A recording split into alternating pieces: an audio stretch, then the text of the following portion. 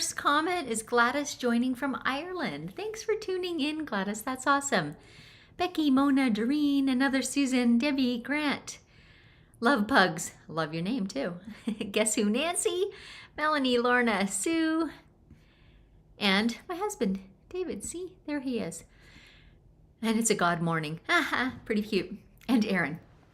So glad to see you all. It is morning for me. I'm in the Pacific Northwest, the eastern side of Washington State, and it's a beautiful, beautiful sunny fall day again today.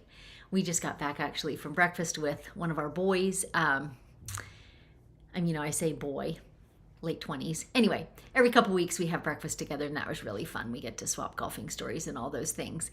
And it was really interesting because yesterday, if you tuned in at all, I was talking about the origins of the masterclass and kind of what propelled me into developing this masterclass. And one of them was, I have this, I think, unique approach in terms of quilting, of looking at practice sessions and how they build into our skill levels. And so we're sitting talking with Alex, our son, and he's an avid golfer. And right now he is taking lessons, a series of lessons. And surprise, surprise, he is using the exact same approach with his golf. He's working with a coach, and this coach will look at him and say, okay, here's what you're doing. Here's what you need to work on. And they really narrow it down into these specific focuses.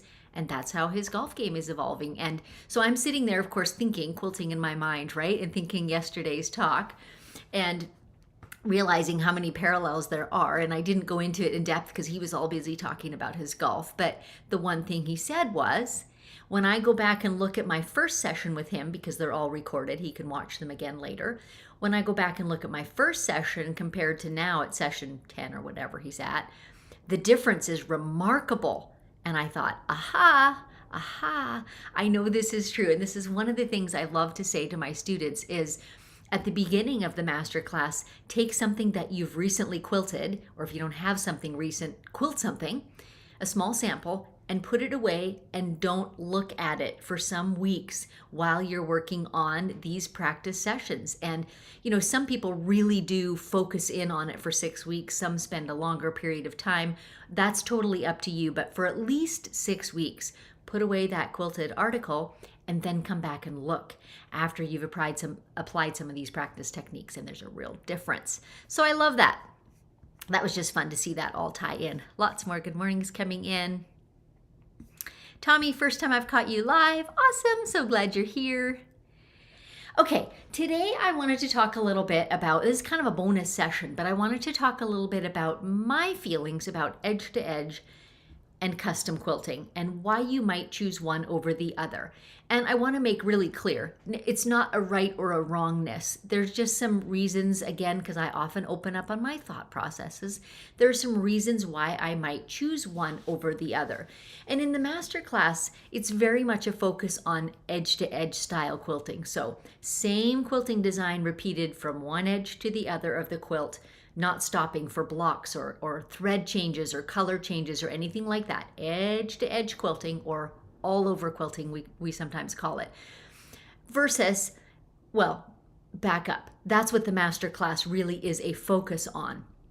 And a lot of people do love custom quilting, and I do too, at certain times in certain situations. So I thought we'd just talk about that today and talk about why it is that I tend to gravitate toward edge to edge, but why I'm sometimes nudged into still doing custom quilts. So let's just look at a few pictures and chat about it. So let me find my pictures.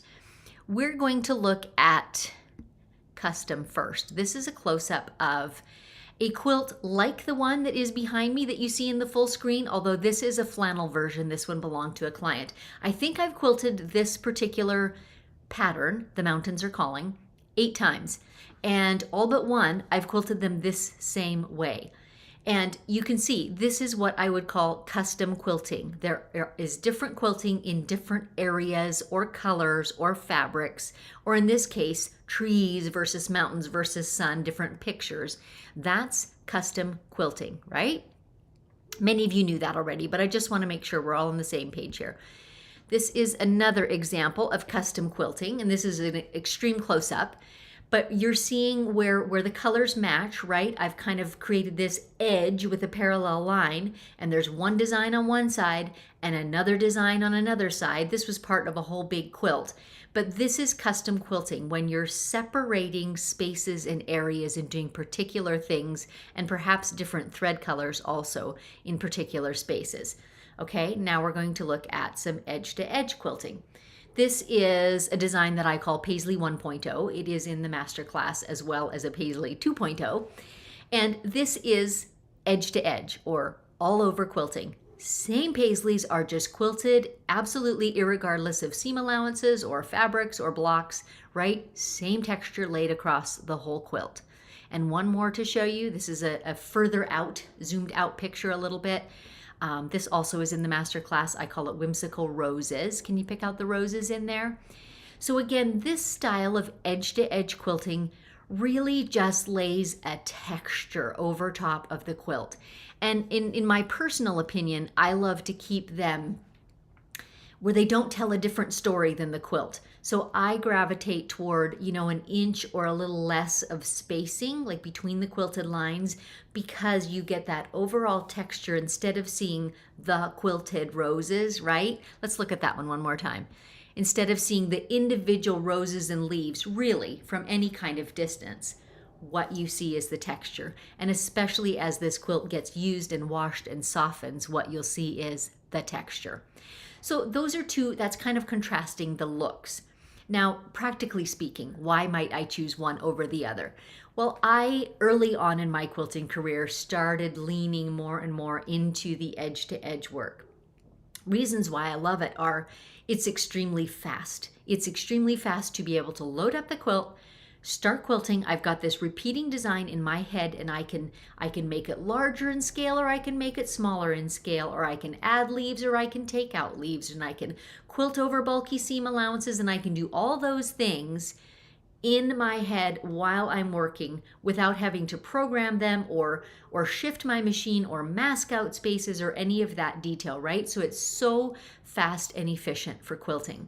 And then too, I soon began to realize I didn't have to not be beautiful, right? I didn't have to give up beautiful quilting for the sake of utilitarian or efficient quilting. So that's when I started gradually designing things like the Whimsical Rose, because it's pretty also, and you can find your feminine looks or your more outdoorsy looks or your whatever you want the look to be, but it can still be a beautiful texture and be this efficient style of quilting.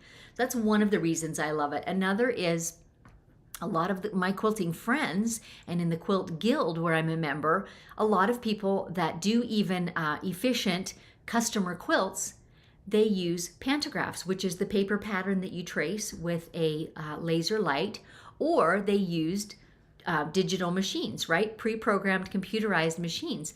Both those things have a cost associated. With the computerized one, there's the significant outlay, $10,000 and north of that, generally speaking, for a computerized option.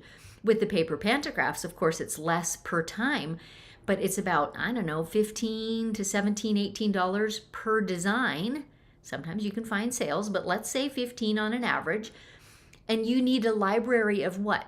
I don't know, 200 designs? I don't know how many. It can really vary. But every time you want a new one, you've got to go buy another one. And it's not easy to scale it up or scale it down or tuck it into different spaces if you're following a paper pattern. Do you know what I mean? And you've got to really work at the repeats and matching and all that stuff. So these are reasons that I love edge to edge. And that's just a couple of them. There's certainly more out there. But now let's talk for a second about reasons why you might choose custom quilting. So the mountain quilt behind me is a great example. This is still kind of a couch quilt. It's not intended to be only wall art, although that's how I've used mine so far, but it's the perfect size for cuddling on a couch as well. But it does have these very defined spaces, and you can really play up that design by quilting something different in the mountains. And I was able to kind of make the mountains appear that they're layered in space, by quilting those contrasting textures. Do you want to see them again, by the way? Let's just load that one up again a sec. 1 minute here. There's the mountain. So you can see how I alternated the kind of the molar-shaped feather with the matchstick quilting, and by alternating that, I was trying to create these layers or this illusion of, one mountain being behind another. So that was just a fun expression in my quilt, right? To be able to elevate the look of it and draw particular attention to the sun or to the trees or to the mountains. So that was one fun reason. Sometimes I will choose to do custom quilting just because there's something fun I've been wanting to try, and it's kind of a challenge for me. It's like, I want to break a boundary. I want to try something different. Yesterday's iris-colored quilt, Ava, was a good example of that. I had these ideas in my head and these special borders and these diagonal themes that I wanted to quilt. So that was just a fun challenge/project. And I've done a few of those over the years, and for various reasons, that's just a fun thing to do. And often I do that on my own quilts. And one of the reasons for that, and this is something you definitely need to weigh when you're thinking about custom versus edge to edge, is the time involved in quilting it. As soon as you start quilting specific things in certain areas and have stops and starts or have thread color changes, your time goes up very, very quickly. So I would say in general, an edge-to-edge quilt compared to even a simple custom quilt, the custom will take twice the time. And the more complexity you start adding, the more it's 3 times, 5 times the volume of time. So instead of 1 hour, it might take 3 or 5 to do a block, right? Won't quite take you an hour to do a block, but you know what I'm saying? A custom quilt can quickly take 20 hours plus.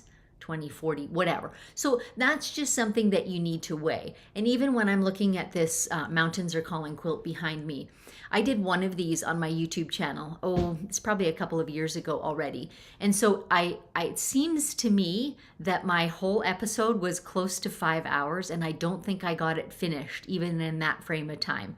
Compared to if I had done a lap quilt with an edge-to-edge design, probably an hour and a half would have done it from beginning to end. Do you see what I'm saying? And this is not highly, highly intricate custom quilting. So time is a huge factor. That's one of the reasons I tend to reserve my custom quilting for me, for my reasons on my projects, for my fun. It's more difficult to be able to charge the amount of time that it actually takes. And this session is not really talking about charging, but I just want you to see some of those comparison points that I think about when I'm deciding what type of quilting I want. Sometimes too, I'll be doing a quilt for a magazine. I've done a few that have been submitted to magazines.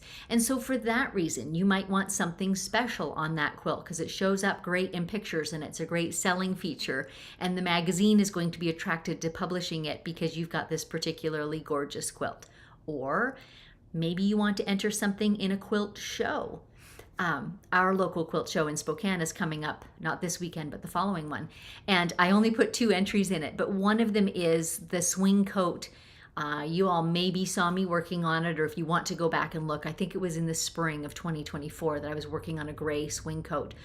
And this, again, was kind of this, partially I'd like to enter it in a show. Not many people do quilted garments, and partially it's a fun project. I just want to challenge myself to do it.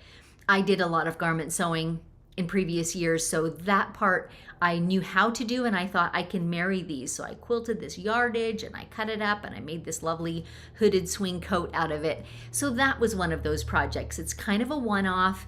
I'm never gonna get paid by the hour for what I did. It's not about that in this project, right? This is a fun challenge project, something I wanted to do for the sheer joy of it. All right, you guys, we're going to buzz back through some comments. Feel free to be asking questions. I haven't had so many that you have to type the QQ in today. I don't think so anyways. Let's just see. And by the way, if you've enjoyed these sessions this week, I would love a thumbs up and a subscribe and even sharing this channel with your friends. It's been a lot of talking this week. Other episodes when I'm live, it tends to be more quilting, but my channel is just super practical. I'm not about showing the glamorous side of things. I'm about showing you how it really looks in my studio. Lorna is asking, I've purchased the primer class, freehand primer. Is this a good place to start? This was bite-sized both financially and in brain power. It is a great place to start, Lorna. And with your welcome letter, you'll have gotten a coupon as well, because what's in the primer, the same kind of material, it's a different recording, but the same material is also in the masterclass. So there's a coupon to apply your purchase if you ever want to do that down the road. Carol's asking, do you have a certain type of hanger you like? I've not hung one yet. I do have a hanger that I like, and I purchased it, and then a friend of mine who's a woodworker tweaked it. So I'll tell you what he did for tweak, because this is something that any fairly simple woodworker in your acquaintances might be able to do. It is simply 2 1x2 boards, and the edges are kind of rounded and it's a bit routed, but the front is just plain and flat. So there's 2 that pinch together, and the back one has a groove in it right along the middle, and that's where the binding of my quilt sits. And then from the back, there are screws that screw in toward the front but don't come all the way through. Does that make sense? So basically my quilt is pinched between the 2 layers. That little groove helps me to put the binding in it and helps it to stay nice and straight. And then it's just pinched together and screwed together right above the edge of that quilt. And then I just have a simple string hanger on it, and I have the little kind of alligator teeth clips on the back. So I can tip it up just a little bit so you can see it. Perhaps, there it is. So my string is not fancy in here. In other places I've had nicer strings, but mostly the top of this doesn't show. I'm just giving you a quick look. And I've got it kind of this bleached finish because I like a very clean, simple line, but you could obviously finish the wood in any way that you like. I just like for the hardware not to show personally. Carol, I never caught the finished swing coat. I'll try and grab some pictures at the quilt show. At different times I've shown, I don't know that I ever modeled it, but last weekend, for example, I was at a retreat for quilting ladies that are quilting in business, and I got someone to model it for me, and I did like a reel with a bunch of different pictures from that retreat, including the coat. And I've done a couple reels over time of different people wearing it, because I'm always the one behind the camera, so there's not really one of me wearing it. I'll have to work on that. Anyway, the swing coat is definitely finished. Okay. Any other questions? Like, this to me is a fun topic that I could sort of talk about ad nauseum. You could get sick of it. This idea of whether or not to do edge to edge or custom. For so many quilts, my tendency is going to always be first toward edge to edge, because it is so fast, because it is still so beautiful, and it just allows me to make more quilts. So I tend to look for, okay, what texture could I overlay over the quilt in question that would complement it and be beautiful? And I don't ever feel like I'm shortchanging a quilt, like it deserves custom quilting. That's not how I personally think about it. I know there are people who prefer custom quilting and who love the doing of it. You know, fly at it. If it's your quilts, fly at it. But I will say, if you are thinking of or already doing this for a business, you will have a really hard time being able to charge comparably for custom quilting, just because that time gradient is so steep. As soon as you start doing any custom features in areas or thread color changes or design changes, the time increase is so significant, and it's usually hard to justify that, if you will. Maybe that's not quite the right word, but it's hard to explain that honestly to a customer. It will cost you 4 times as much to have this custom quilted as it would to have it edge to edge quilted. But I have started just actually making that explanation to people, or giving them the option. I could do this design edge to edge for XYZ dollars, or I could do this simple custom, or maybe I could do this more elaborate custom, and here's what these will cost. And then they can make that choice accordingly. Sue, this has been a great week of learning. I particularly appreciated seeing how you store your batting. Awesome. I'm glad that was helpful. Jill, is there such a thing as too much quilting on an item? I think, Jill, this is really, really a matter of personal preference, but also it's a matter of what type of quilt you're doing. There are, for example, art quilters who literally thread paint on a quilt, right? So I'm going to assume that for today's purposes of discussion, we're kind of taking those quilts off the table, and we're literally talking about useful kind of quilts to some degree, right? So it is true then that Heavy quilting, like a lot of bubbles, a lot of matchsticks, a lot of backtracking, is going to make a stiffer quilt. You can balance that by using a softer batting, or maybe one layer of batting instead of two layers of batting, or finer thread will keep it softer, right? So you need to weigh these things, but certainly heavily quilted is going to tend to be less soft. So then that's just a factor that you're weighing, and really only you can decide what's too much for you and how much time you want to spend. C. Clausen, what do you do to get out of a funk? Assuming you do also. Certainly I do. I mean, don't we all? But I bet you we have different funks, perhaps. For me, my funks tend to come in my office, right? I'm having a hard time, writing my newsletter or doing an outline for a class that I'm going to teach. And my remedy for that usually is to go and load something on my long arm and quilt. That for me is my happy, creative, rewarding sort of place. Now, for some of you, it might not be that. Quilting at the long arm, if that's your business, you might feel in a funk and feel sort of uninspired and mojo-less there. And, maybe for you, it's a walk in the fresh air. Sometimes that's been one for me too. But often it will involve a change and giving myself grace if I've been focused, getting something done, whatever that thing is, paperwork, quilting, office work, whatever, making a change, maybe even a half day or a whole day or possibly even a weekend change, and giving myself that space to breathe a little bit. And then usually when I come back and get at that thing that just needs to be done, I feel much better about it. So I hope that helps a little bit. Just scrolling back to see if I'm missing any questions. Guess who, Nancy? You're a sweetheart. Don't forget to give. That's always an option on YouTube. I mean, YouTube is free, but it is always an option if you're really, really thrilled with what I've been teaching.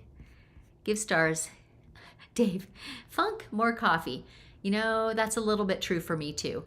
This is kind of a little mini change that I do often in my office. Like I said, that's typically where my blocks come in, is when I'm doing office work. And for me, it is often a hot drink. Often it is coffee. I do drink water, by the way, a lot too. You guys always see me drinking coffee, and I love coffee, but I drink water a lot too. Anyway, it's that, and it's also candles. I always have candles in my studio, and so if I'm buckling down to something that I don't necessarily love, I'll get my nice hot drink ready, fresh and hot, and I'll light a candle, and I'll just make something pretty about it. Maybe open the blinds and let the sunshine in, and just get at it. So those are little tips for me. Okay, any more questions? Sue is asking, how do you get away from feeling customers' quilts need to be perfect? For example, if you have a lot of thread breaks, etc. Thread breaks is kind of a thing that you need to resolve. I'm just trying to think that through. I have had the odd quilt, and some of them have been live on YouTube where I've had a ton of thread breaks. I'm thinking of a vintage quilt that I did about 6 months ago where I actually had to stop my show. My thread was skipping stitches and breaking so often. I stopped the show. I went shopping for some different needles and some helpful advice from experienced sewists, and then came back and finished the quilt. So that's kind of how it felt for me with that quilt. It was so severe that I literally had to stop and go and find something else and try to solve the problem before I continued. However, you may be setting yourself up for higher standards than your customers even have. If you've got a decent way of overlapping your threads and lock stitching and doing a fairly invisible, break, stop and start, patch, whatever you want to call that, I doubt that your customer is ever going to notice it, honestly. And I don't know how many you mean by thread breaks, but having 3 or 5 thread breaks in a quilt is not the end of the world. Chances are nobody will know but you if you don't tell them. If you're getting 20 thread breaks in a quilt, you do have an issue that you do need to resolve. And you might want to load a practice piece on to figure that out before you go and finish up the quilt. All that said, I do encourage all my students, for sure, and you too, to practice some of these things, especially if you're having, if you're trying new patterns or new threads or things that are new to you. Practice this on quilts that are for charitable organizations, they're usually small. So it's a low commitment level and you don't get yourself tied into something that if it's not working well, you have to do it. So smaller and kind of a lower bar, simply because the recipient is never a quilter, right? They're never going to be examining your thread ends. So it's a great place to work out some of these kinks too. All right. Noelle, I finally caught you live. I live in Quebec. Don't do long arming, but love watching you. Awesome. Well, I'm glad you tune in just for the watching and listening. That's great. Lorna is saying, I have a baby log cabin, 46 by 36 approximately. Good for primer practice. I think it actually is. A log cabin has a lot of straight lines in the piecing, so a number of the practice things in the primer are line-based, a little bit like handwriting. Those are what I call some of the foundational shapes, L's and E's and so forth. So I think it could lend itself very much to doing that type of primer practice. Check out also some of my videos on doing whole cloth baby quilts. I think I've got 4 or 5 of them now on YouTube, and each one of them is a little bit different, but essentially they're just a piece of fabric in which I quilt things in rows. You get a baby quilt at the end, you get some stellar practice throughout, and it's just a fun way to do it. Erin has linked to the vintage thread breaking quilt. I tell you what, there's nothing like putting it all out there on a live stream. That quilt was certainly one example. Okay. Yeah, Noelle, darn autocorrect. I know. It gets in the way of it. And long arm is a word that autospell does not like. I know that to be true. Do you know what else is funny? My particular phone does that for sewing. It always wants to correct it to seeing. And how many thousands of times have I typed the word sew and sewing in my phone? You'd think, like Siri, who listens to everything we say and feeds us ads accordingly, you'd think that my phone could figure out that I'm a sewer. Lauren is suggesting, and maybe feather practice in a lighter area. Absolutely. Absolutely. A log cabin is a great choice for practicing on, simply because you've got some built-in guidelines, right? If you want to put things in certain areas or diagonal shapes or whatever, you've got some built-in seam lines that really, really help. And Erin put the most recent whole cloth quilt up too. That was a chevron style one, but a couple of the ones that I've done are more simply just straight, basically borders, different types and sizes and ideas of borders quilted across a quilt. Super, super easy. Okay, you guys, feel free to keep typing in questions. I'm going to chat one last time about my freehand quilting masterclass, but I have to tell you guys this story because Dave is putting it up. Try asking Siri or Alexa to explain how the red snapper system works. So in case you don't know, the red snapper system is a quilt loading system, and it's the one that I use. You have kind of a rod in your canvas leader, and then you have something that clamps over it and snaps and holds your fabric all in place, right? And it's branded. It's called the red snapper.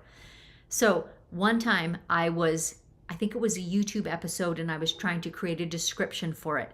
So I asked ChatGPT, which is an AI, a help, to write me a little description based on my video about the red snapper quilt loading system. Well, I got this gobbledygook because red snapper is also a kind of fish. So ChatGPT got this all intermingled with your fresh fish for supper and your red snapper quilts, and it was hysterical reading. Hysterical. Anyway, I was going to talk just a moment more before I go about the Free Motion Quilting Masterclass.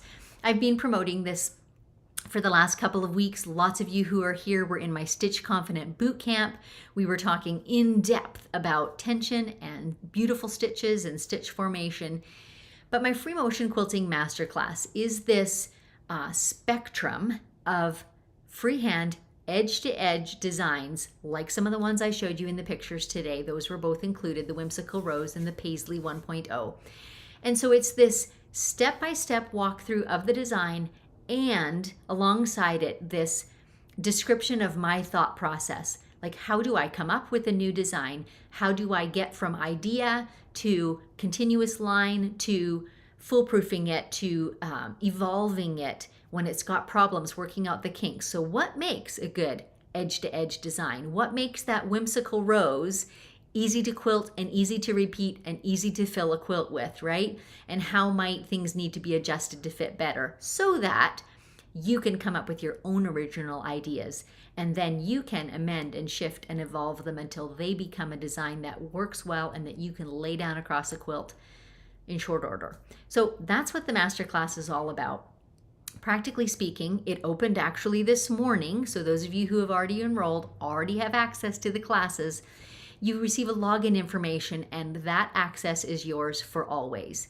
So there are 6 modules. Each one of them has some kind of theory lessons, talking about tools, about thought processes, things like that.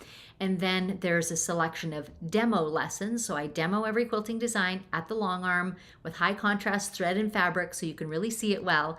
And then I demo also at my domestic sewing machine. So it's got this spectrum.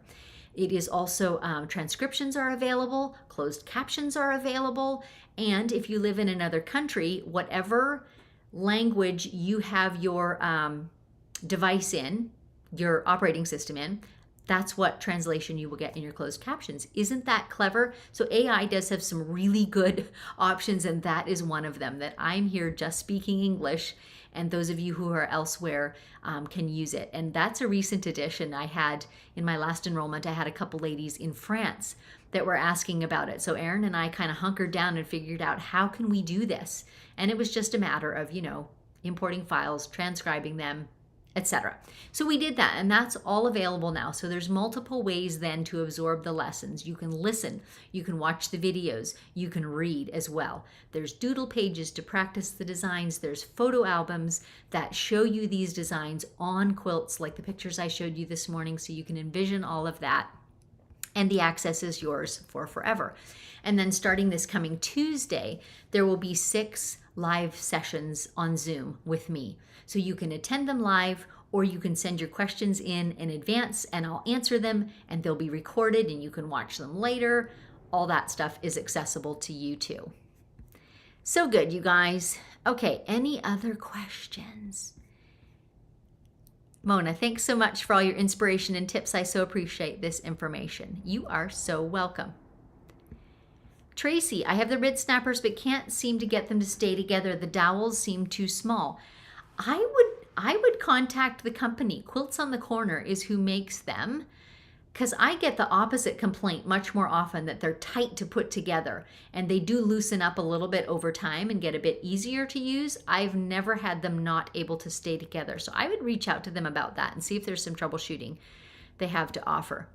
Gail Stafford, red snappers, one of the best purchases I've made for quilting. I have to agree with you. Not everybody loves them, but boy, I sure do. I sure do. Oh, good question here.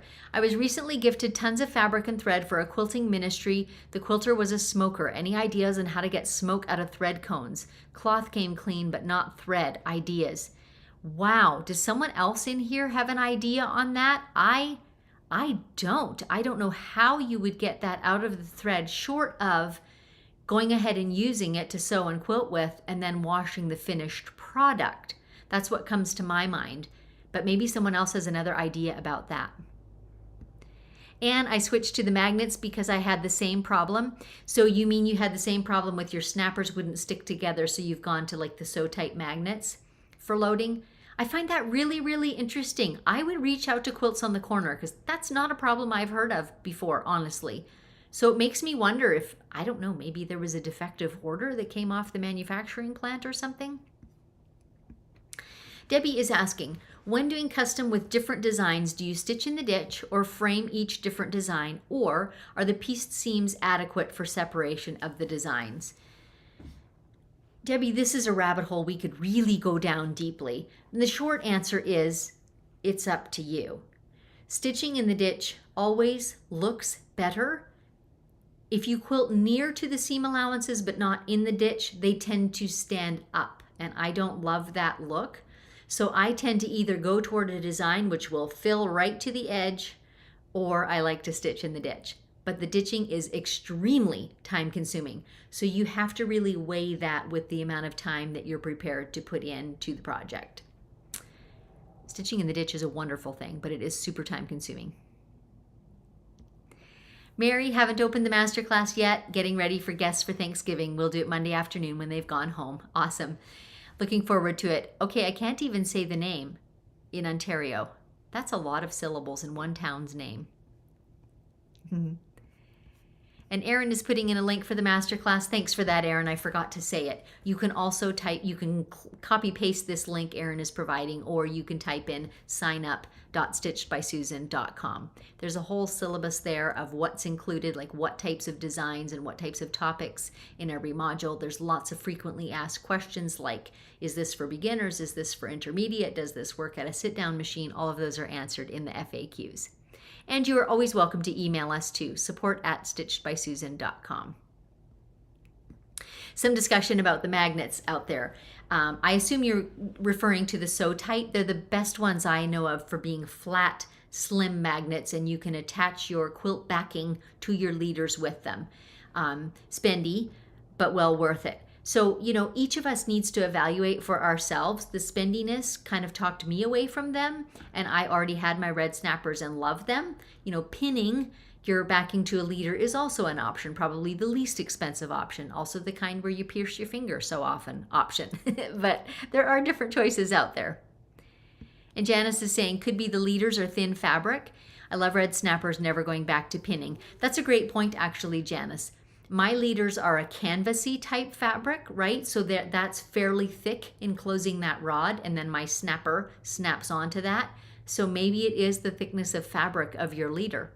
That could contribute to it for sure. Nana is saying soak in baking soda, and this will be referring back to the thread that smells like smoke. The thing is, when it's still on your cone, I don't feel like you could do that, right?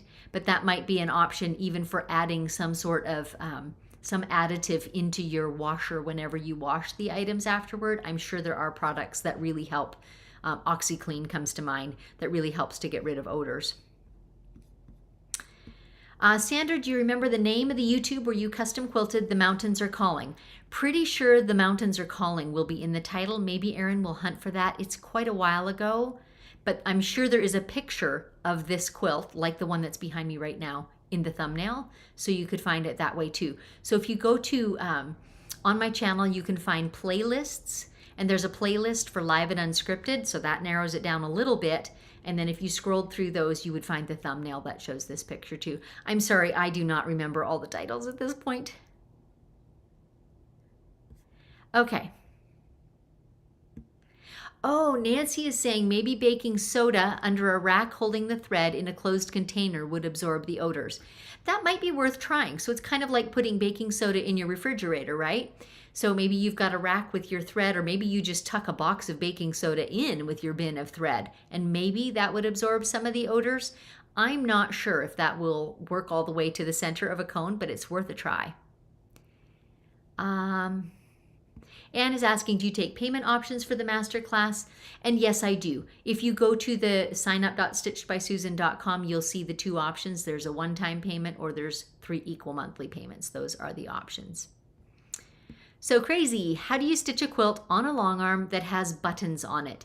You have to stitch far enough away from the buttons that not only your needle doesn't hit them, but your hopper foot doesn't hit them, or you're apt to break things. And I have done this, like memory quilts, things like that. You'll get shirt snaps or even pocket flaps that you don't want to stitch closed. And this again is where working freehand comes into play, because I can absolutely control where that needle goes. So, but you definitely don't want to stitch over the buttons. Okay. Sue Pfeiffer, I'm a new long armor and have used the Sew Tight magnets from the beginning. I really like them. Yes, I've heard lots of people that like them. I have nothing against them other than they are quite pricey, several $100s as I recall. But of course that depends on the size of your machine as well. So Quilty Mama, Tracy is saying the channels snap together just fine, but the rods won't stay together in my leader. So in other words, they're working their way apart. Is that what you're saying? So in my kit, there was actually I guess you would call it a screw. It had no end on it that went, when I was connecting 2 rods together, they actually screwed together. Now it seems to me that newer red snapper kits come with more shorter sections, and maybe they don't screw together the same way. My 12-footers are 2 6-foot sections, and they literally screw together, so they're now one long piece. But again, if it's not working for you, I would absolutely reach out to the company. If for no other reason, then how do they know to make changes and improvements or what's not working unless you give them some feedback, right? On what's working or what's not. Doreen is suggesting for the thread that is smoky, an ozone generator machine like they use for a fire damaged home. And it's funny because a fire damaged home came to my mind. We once had that happen. We had a fire in our home and we had a professional company come in and like clean the drapes and the carpet and the couches and all that. And it's like fumigating almost. And I didn't know that an ozone generator is what they use, but that might be a great idea. Yeah. Good deal. And Tracy is chiming in. Mine has the dowels, and yes, they're the new shorter ones. I'll reach out to the company. I think that's the best bet. Like I said, they want to know this, right? If it's not working well, they definitely want to know this because yours are different from mine, and clearly they thought that was an improvement, and maybe it's not, and they'll want to know that for sure. How are we doing for time? It's 9:40. Good. I think we'll call it for today. So again, we've extended the masterclass enrollment throughout today. So this is kind of your last opportunity if you wish to sign up for it.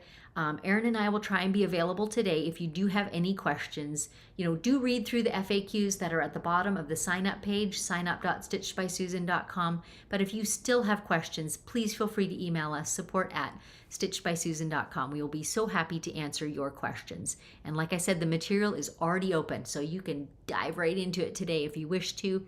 And then Tuesday, the first Zoom session with me will start. Erin, fun fact, my son wants a Mountains Are Calling quilt for Christmas this year. Okay, you guys, the Mountains Are Calling. By the way, I messaged Janet yesterday or the day before, and I said, I've been doing a whole bunch of live sessions in front of that quilt, and I'm giving everybody the name, so hopefully you're getting some nice patterns and sales. Fun fact on this quilt, it is interesting piecing, which you can see looking at it. And it's not that it's difficult piecing, but I'm going to give a suggestion to any of you who are making it, which is you have some dedicated time to work through it. It's not an easy quilt to like work for an hour today and then come back next weekend and put in another hour. You're going to spend 55 minutes of your hour figuring out where you were. Trust me on this. So I pieced mine actually at a quilt retreat on a weekend, and that worked super well. I just got it all spread out, and then I just worked on it one step at a time. And Janet has great instructions written, but still it's not like one block that repeats, right? You do this section of trees, and then you fit it to that bit of mountain, and then you tuck this bit of sun in behind it, and it's all a process. So that's my number one tip, Erin, is do a chunk of it and get the bulk of it just knocked out without stopping so that you can find your way through. Okay, I'm seeing more comments about the red snappers, but I won't load them all up. I think that'll do it for today. You guys, this has been so fun being live with you in the mornings like this. So we're going to have probably radio silence for a few days. I'm traveling next week to Snohomish, Washington, teaching in a dealership, and then our quilt show is late in October, and then the following weekend, which I think is the last one in October of 2024, if you're watching this as a replay, we'll have back to our sort of regularly scheduled live and unscripted. So I'll pick a fun quilt for that session, and we'll chat about it then. Okay. Laura is asking too, did you ever post a picture of the finished swing coat? I have posted several reels that featured it, and one of them was quite recently. I think the picture on the front of the reel, if you're trying to identify it on my Instagram or Facebook feed, is the Hexie quilt. So it's a series of pictures, and a couple of them have the coat in it. So you can see that. Back last fall when I finished it, there were also some then that maybe showed more detail. And I'll try and be a good girl and get some with me in it and get them posted. But right now it's away because it's getting entered into the quilt show, right? So that's where it's at now. So cool. Thanks you guys for joining me. As always, it's such a pleasure to sit and chat quilting with you, my favorite topic in the whole wide world, except maybe my kids and grandkids. Anyway, thanks so much for joining me, and I will catch up with you again soon.